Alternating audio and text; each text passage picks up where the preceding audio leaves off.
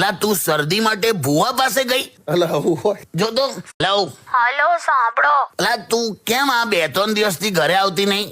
કેમ ક્યાં ગયા છે? પિયર ગઈ છે એના. હેલો, હા સાંભળો, એમ કહું છું મને છે ને બહુ શરદી થઈ ગઈ છે. અત્યારે આ સિઝનમાં? ખબર નહીં યાર, એટલી બધી શરદી થઈ ને તો પછી પહેલા તો મેં મારા ફ્રેન્ડ ને પૂછ્યું હા તો મને એણે એવું કીધું કે લીલી હળદર આવે ને હા કે ઈ લીલી હળદર ખા, લોહીમાં ગરમી રહેશે ને તો શરદી નહીં થાય. હા. તો હળદર ખાધી ને તો મોઢા પર ખીલ થયા. અરે રે રે.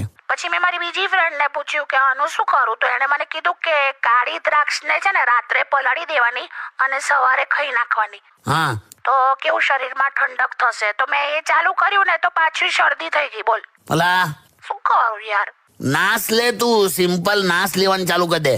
અરે ગઈકાલે એ જ કરવા ગઈ ને તો ગરમ તપેલી નાકને અડી ગઈ, અલા તો નાક દાજી ગયું યાર. હવે આમાં શું કરવાનું? મારા પપ્પા એવું કહે છે કે મારા ગ્રહો જ ખરાબ છે. ખરેખર હા પણ. તો પછી એમણે શું કર્યું, મને છે ને એક ભુવા પાસે લઈ ગયા. લા તું શરદી માટે ભુવા પાસે ગઈ? અલા આવું હોય. જો તો સાંભળો તો ખરા. હા બોલ. મને ભુવાએ એવું કીધું કે 6 પેઢી પહેલા, શું 6 પેઢી પહેલા? હા, મારા મોટા દાદાએ મારી દાદીને છે ને સોનાની નથણી નથી અપાઈ. હું સોનાની નથણી? હા, એટલે આમાં શું થાય છે કે દાદી કરીને હા એ દાદી ઘડીએ ઘડીએ મને શરદી કરાવીને